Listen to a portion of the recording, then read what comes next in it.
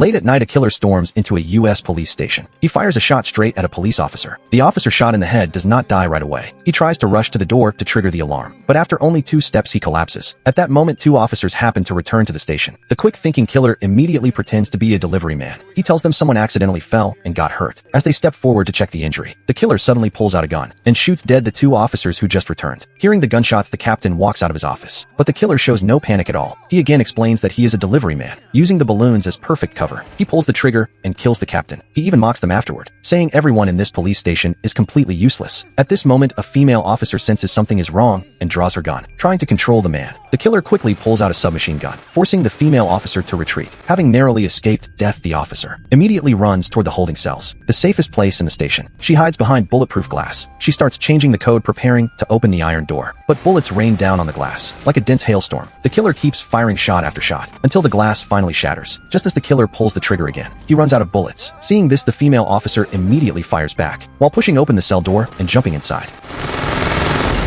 Bullets rain down once more, but when she looks down, she realizes she has been hit. It turns out the killer broke into the police station to assassinate the man locked up in this holding cell, the crime boss, with a $10 million bounty on his head. The killer tries shooting through the iron door, but almost gets hit by his own ricocheting bullets. The heavy armored door forces the killer to switch to another plan. After a while, the woman learns from a colleague at the doorway that the bad guys have already left, but she knows very well the killer would not leave so easily because the mission is not finished. So she asks the colleague a few questions. The female officer has already seen through his real identity. Seeing this, the colleague drops the disguise and admits he is an accomplice of the killer. Meanwhile, the man is hiding behind the iron bars to the side. To get into the cell, they come up with another plan to tear down the wall between the locker room and the cell. The sound of a sledgehammer hitting the wall echoes through the police station. With the cell about to be breached, the female officer has no other choice and finally decides to release the imprisoned crime boss, letting him get a first aid kit for her. At this moment, patrolling officers return to the station, only to find it completely empty. Spent shell casings scattered across the floor make them realize something is wrong. When they rush inside, they find their colleagues smashing the wall. Before they can react, they are shot dead by the killer nearby, and in the next moment, the crime boss suddenly charges out aggressively, trying to kill the 2 men who just tried to take his life.